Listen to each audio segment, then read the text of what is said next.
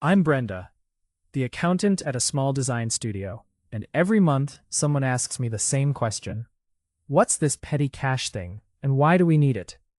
Let me tell you a quick story. Last Tuesday, our printer ran out of ink 5 minutes before a client deadline. The office card was with our director, and waiting for reimbursement would have slowed everything down.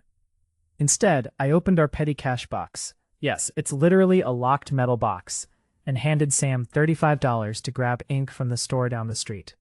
Crisis avoided. That's what a petty cash fund is. A small amount of cash set aside for minor, immediate expenses that aren't worth running through the full purchasing process. Think coffee for a client meeting, parking fees, courier tips, emergency office supplies, or a quick replacement cable. But petty cash isn't free money. It's controlled.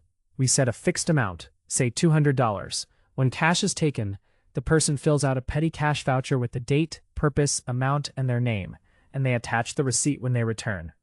I review those vouchers, reconcile the remaining cash with the receipts, and then we replenish the fund back to $200. Here's the key.